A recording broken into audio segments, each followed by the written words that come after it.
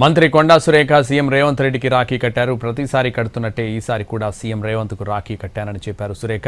తర్వాత మీడియాతో మాట్లాడిన కొండా సురేఖ కేవలం రాఖీ శుభాకాంక్షలకే పరిమితమయ్యారు.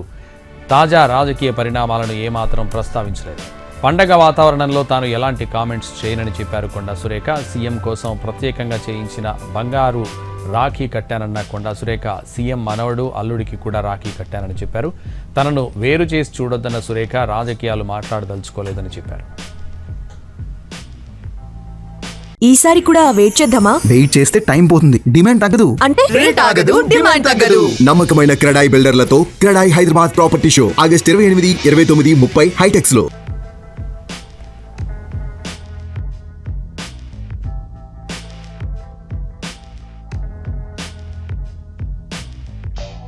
పెట్టి అన్న నీకు రాఖీ కడుతున్నా, నువ్వు నాకు రక్షణగా ఉండాలి, తమ్ముడు నీకు రాఖీ కడుతున్నా నాకు రక్షణగా ఉండాలి అని దీన్ని రక్షాబంధన్ అని కూడా మనం అంటాం.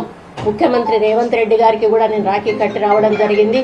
వారికి కూడా మా ఆడపడుచులందరి దీవెన కూడా ఉంటుంది. వారి మంచి సుపరిపాలన అందించాలని, తెలంగాణను అన్ని రంగాల్లో అభివృద్ధి పథంలో నడిపించడానికి వారికి శక్తిని యుక్తిని ఇవ్వాలని, వారి ఆశీర్వాదం కూడా మా ఆడపడుచులందరి మీద కూడా ఉండాలి.